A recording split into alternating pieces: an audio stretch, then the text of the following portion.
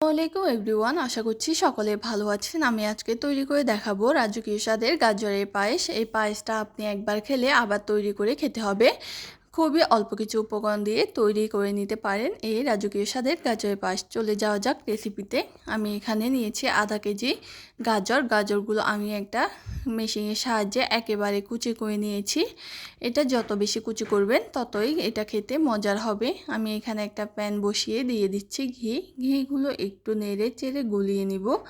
ঘিগুলো গলিয়ে নিয়ে আমি দিয়ে দিব এখানে গাজর কুচিগুলো আমি ভালোভাবে ভেজে নিব নেড়ে চেড়ে। গাজরের যে জুসটা রয়েছে ওই জুসটা আমি শুকিয়ে নিব ভেজে। আমি ভালোভাবে এটাকে নেড়ে চেড়ে ভেজে গাজরের জুসটা শুকিয়ে নিব। আপনারা দেখলে বুঝতে পারছেন এখানে গাজরের জুসটা শুকিয়ে নিলে গাজরের পায়েসটা খেতে অনেক মজার হয়, তাই আমি এটাকে ভালোভাবে নেড়ে চেড়ে শুকিয়ে নিব। আপনি এখানে তেল দিয়ে ভাজা যাবে না, এখানে ঘি বা বাটার ব্যবহার করতে হবে, তাহলে গাজরের পায়েসটা খেতে অনেক মজার হয়। আমি এখানে ঘি দিয়েছি, আপনারা চাইলে বাটারও ব্যবহার করতে পারেন। আমার গাজরটা ভাজা হয়ে গেলে এক সাইডে রেখে এখানে আমি দিয়ে দিচ্ছি 2 লিটার পরিমাণে দুধ। আপনারা কম বেশি ব্যবহার করতে পারেন। আমি জাল দিয়ে এই 2 লিটার দুধকে 1 লিটার করে নিব। আমি এখানে 1 টেবিল চামচ চালের গুঁড়ি নিয়ে চালের গুঁড়ির মধ্যে দুধ দিয়ে নেড়ে চেড়ে এক সাইড করে রাখবো। এখন আমার দুধটা জাল দেওয়া হয়ে গেলে আমি এখানে বলক চলে আসলে দিয়ে দিব গাজরটা। আমি অল্প অল্প করে সবগুলো গাজর দিয়ে দিচ্ছি। আমি গাজরটা দিয়ে ভালোভাবে এটাকে নেড়ে চেড়ে দিব। গাজরটা দিয়ে ভালোভাবে নাড়তে হবে।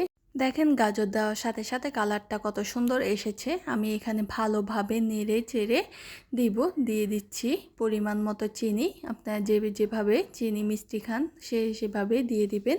আমি এখানে দিয়েছি স্বাদ মতো লবণ, দিয়ে দিচ্ছি গুঁড়ো দুধ দিয়ে আমি ভালোভাবে নেড়ে চেড়ে দিব যেন গুঁড়ো দুধটা দলা পেকে না যায়।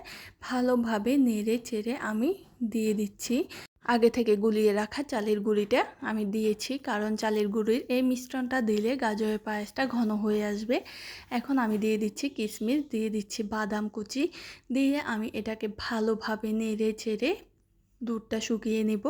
এখানে দেখেন আমার গাজরের পায়েসটা কত সুন্দরভাবে হয়ে এসেছে। আমি এখানে ভালোভাবে নেড়ে চেড়ে দিব যেহেতু নিচে লেগে না যায়। গাজরের পায়েসটা দেখতে অনেক লোভনীয়, খেতেও অনেক মজার। আপনি কালারটা দেখলেই বুঝতে পারবেন কতটা সুন্দর হয়েছে। এটি খেতে অনেক মজার। এভাবে ঘরে থাকা অল্প কিছু উপকরণ দিয়ে তৈরি করে খেতে পারেন।